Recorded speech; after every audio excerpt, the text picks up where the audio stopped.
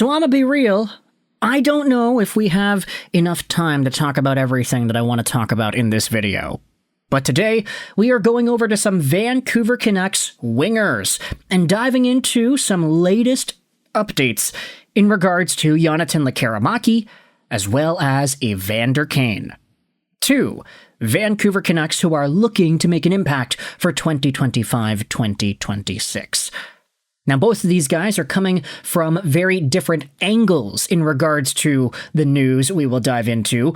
For Lekkerimaki, there was a very good article posted onto the Vancouver Canucks website by my buddy Chris Faber earlier yesterday.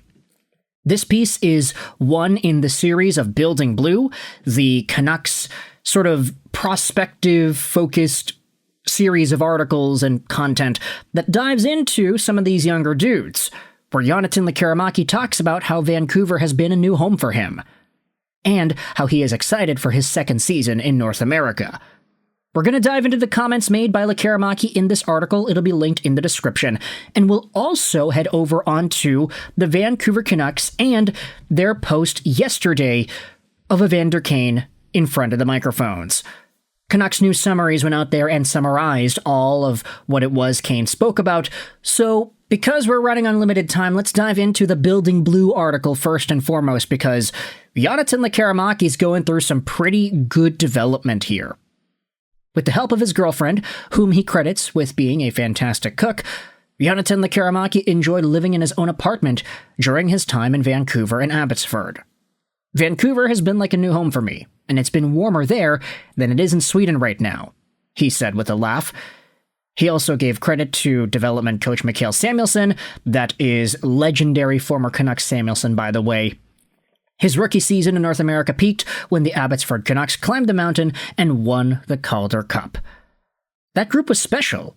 I mean, we didn't lose 2 games in a row since February, I think, so yeah, that's pretty good.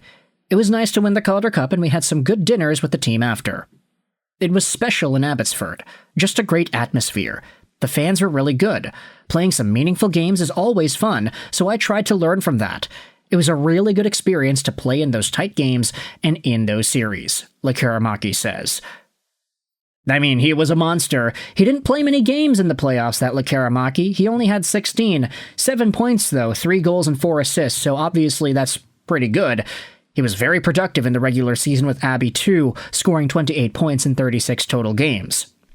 Add to that the 3 goals and 6 points he had in 24 Vancouver Canucks games, and Lekkerimaki is looking to poise himself for bigger and better things in the next few years.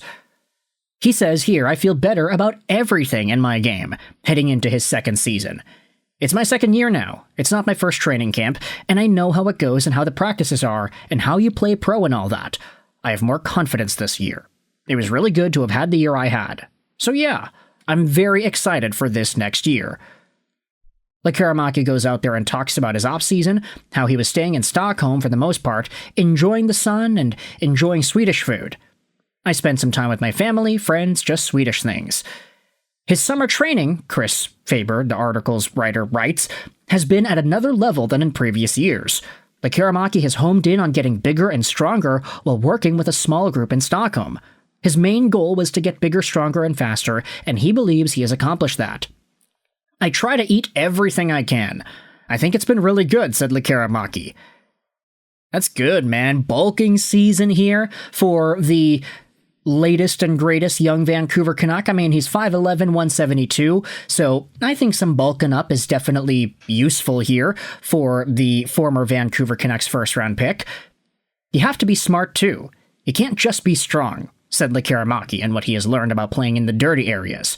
You have to figure it out, how to think ahead of the defenders and all that, but I'm feeling good. I've been working a lot during the season and the off-season. Hopefully I can keep getting better on the boards. Looking back at 24-25, Lekkerimaki spoke about his NHL experience and what that meant to his family. It was a dream and very special to score my first NHL goal in front of my parents. That was a great moment and a great memory for me and my family. It was just a good year overall, playing some NHL games and playing some meaningful games in the AHL. So yeah, pretty good. It was cool. So, Lekkerimaki, definitely not one for extreme emotions and commentary, has gone out there with some pretty reasonable takes and a good update about him bulking up this summer.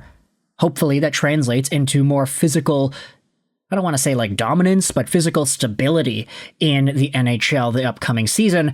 But when it comes to guys that are already built like that, I think Evander Kane fits the bill pretty nicely in that respect.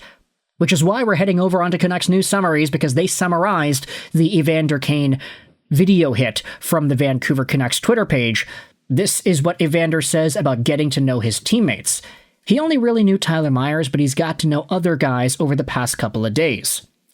It's good to build relationships before the season starts, as well as in Penticton. It's a good opportunity for that.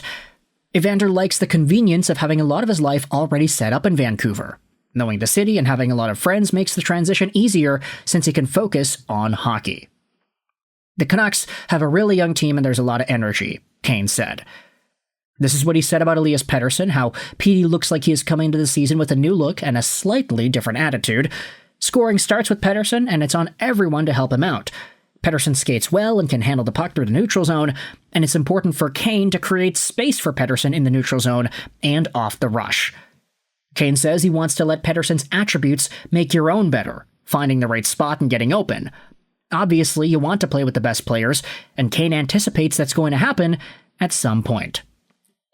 Now, I'm not too sure, really, if Pettersson is going to have much time with Evander Kane, or if he's just going to be stapled to Jake DeBrusk's wing the entire time. But Elias Pettersson obviously is a big draw, and the talent that he has when he is on his game certainly bodes well for whomever it is suits up alongside of him, and Evander Kane wants to play with some of the best players. Hopefully he gets that opportunity, and hopefully he shows off well. Let's go over onto the other slide over here. This is what Evander says about early impressions with the Vancouver Canucks. They have guys at the bottom of the lineup showcasing themselves. Their competitiveness will help the whole team. And then he goes out there and talks about playing 1,000 games. Now, for reference, if you take a look at it, Evander Kane in the NHL is at 930 total regular season games. He's already over 1,000 if you include the playoffs, but right here, he's got 70 more to go before he hits the big 1K in the NHL. Does he play 70 games with the Vancouver Canucks? Man, I hope so. That would indicate a certain level of durability that we hadn't seen in a while. But this is what he says about that. It'll mean something. It's a shorter list of players to do than you think. Having a chance to do it in front of his friends and family makes it extra special. And then 350 career goals. For reference, Evander Kane has a total of 326 at the moment. If he were to hit 350, that would give him, he'd need 24 goals to do that? Is that reasonable? I mean, he had 24 goals 2 seasons ago when he actually played games with the Edmonton Oilers, but Kane goes out there and says, he jokes, he'll try to get to 400 goals. Why set the bar so low? He always wants to score as much as he can each year. So with that in mind, let me know your thoughts in the comment section below, not just about Lekkerimaki bulking up, but about Evander Kane's commentary on the Vancouver Canucks as well. For all the crap that Evander Kane gets, look at Quads in the background, what a stud. But for all the crap that Evander Kane gets as a guy who's had the hockey history he has had, he's always been very well spoken, and I'll give him that. So obviously it's a nice interview to go out there and listen to. We'll leave a link in the description to this as well if you want to go out there and listen to it yourself. But thoughts in the comments section below about Yonathan Laramaki and his bulking up in the summer, as well as Evander Kane and his milestones on the horizon. How do you think these guys are going to perform next season with the Vancouver Canucks? I hope you enjoyed this video.